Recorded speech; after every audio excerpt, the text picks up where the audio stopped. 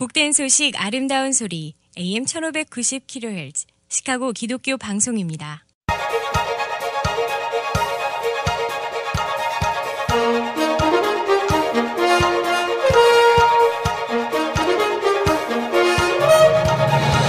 김정일 해설위원의 시사 해설. 세상을 넓게 봅니다. 삶의 지평이 넓어집니다.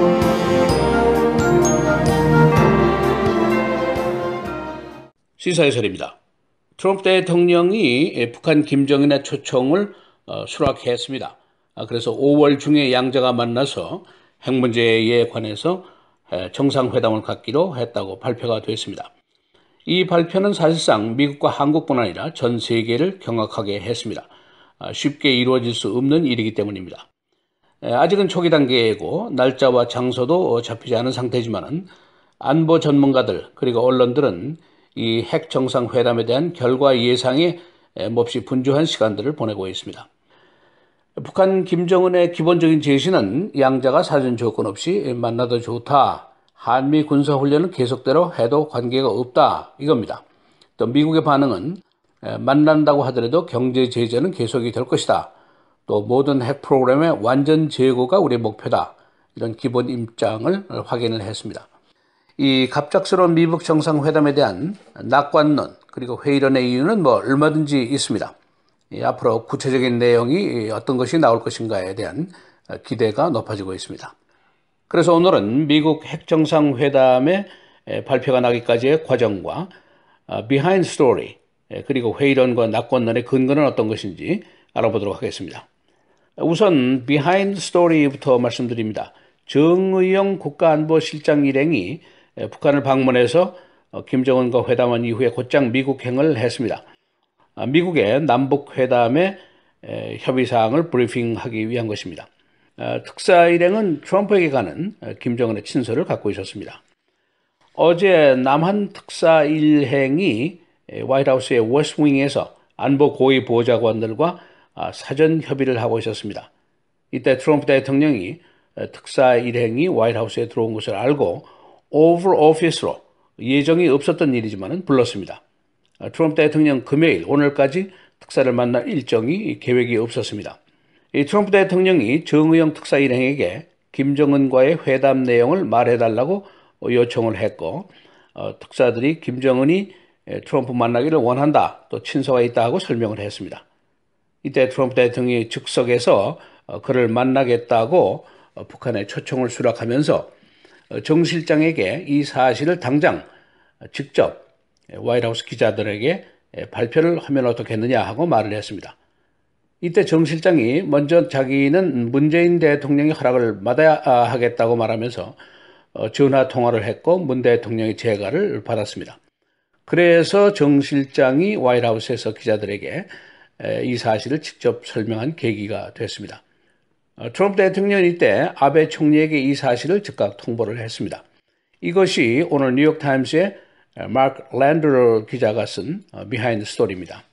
미국 언론들의 반응은 대부분 서프라이즈, 스토닝 등 놀라움의 표시고 또 조심스러운 반응도 많습니다. 이 정상회담이 궁극적으로 북한 문제에 대한 마지막 테스트가 될 것이다 하는 의견이 있었고 또 트럼프가 갬블을 하고 있다 하는 의견 또 트럼프가 함정에 빠질지도 모른다 하는 우려도 있었고 또 주요 언론들의 놀랍고 도박성 있는 행위라는 이야기도 있었지만은 이런 일은 트럼프 빼고는 아무도 할 수 없는 일이다.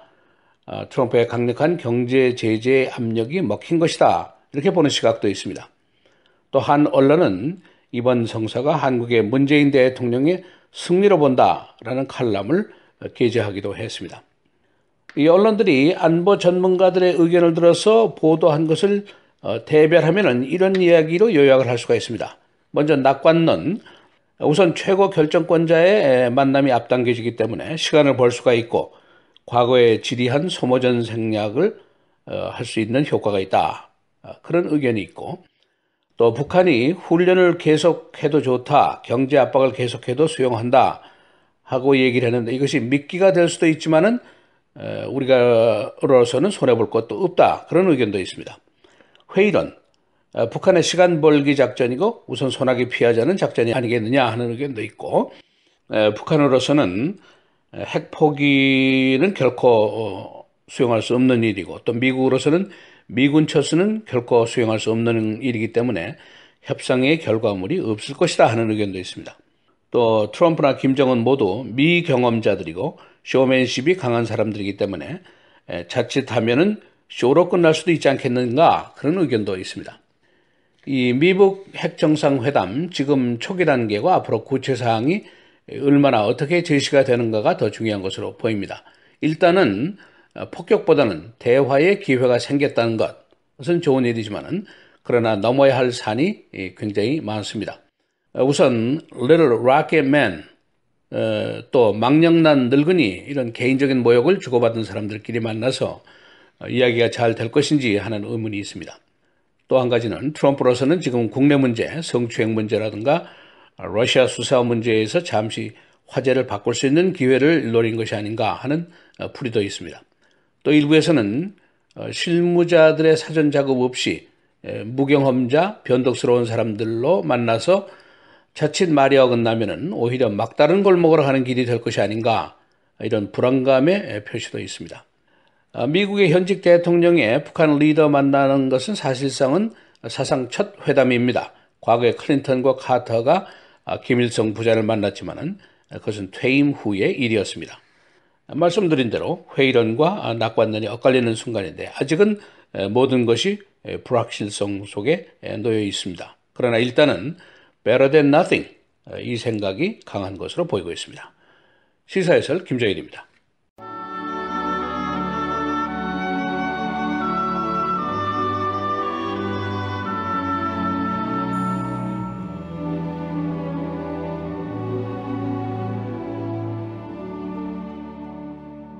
낮은 형제는 자기의 높음을 자랑하고 부한 자는 자기의 낮아짐을 자랑할지니 이는 그가 풀의 꽃과 같이 지나감이라.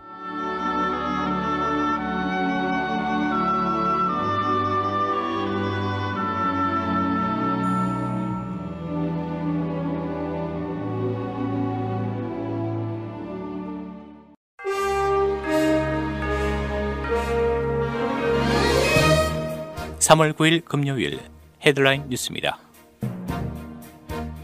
김정은 북한 위원장이 트럼프 대통령과의 조속한 만남을 희망했다고 미국을 방문 중인 정의용 국가안보실장이 밝혔습니다. 트럼프 대통령은 만남 요청을 바로 수락했습니다.